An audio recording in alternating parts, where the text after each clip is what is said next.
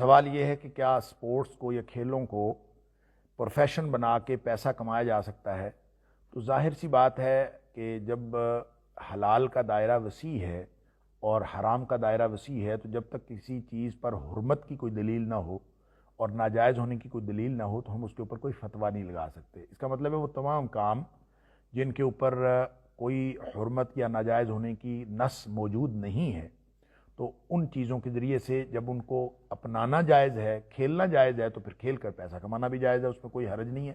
البتہ یہ ضرور دیکھنا پڑے گا کھیل کی نوعیت کیا ہے۔ اگر تو وہ کھیل جسمانی نوعیت کا ہے اور اس میں ورزش، جسمانی ورزش اس میں شامل ہے، نبی اکرم صلی اللہ علیہ وسلم نے ان کھیلوں کی حوصلہ افزائی کی ہے جن کھیلوں کو یعنی انسان کی جسمانی طاقت کے لیے، جسمانی ورزش کے لیے، جسمانی بہتری کے لیے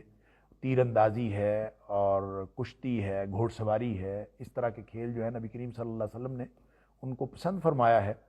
تو اگر کوئی شخص کسی بھی فزیکل گیم کو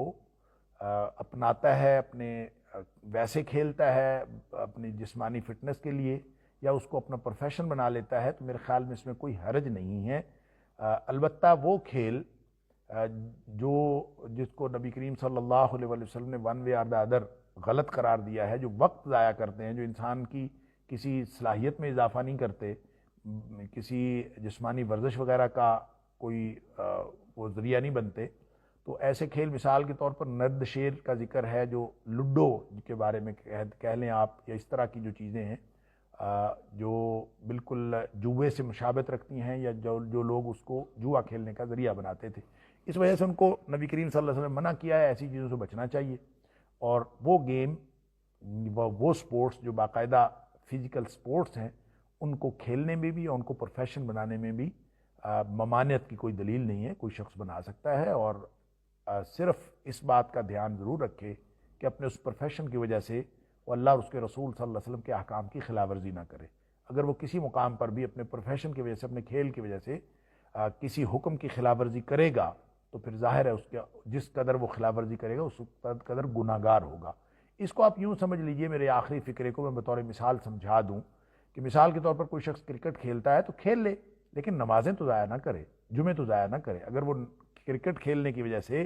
وہ کرکٹ کھیلنا ناجائز نہیں ہے، لیکن اگر وہ اس کی وجہ سے اللہ سے غافل اس قدر ہو گیا کہ نمازیں بھی ضائع ہو رہی ہیں، جمعے بھی ضائع ہو رہے ہیں،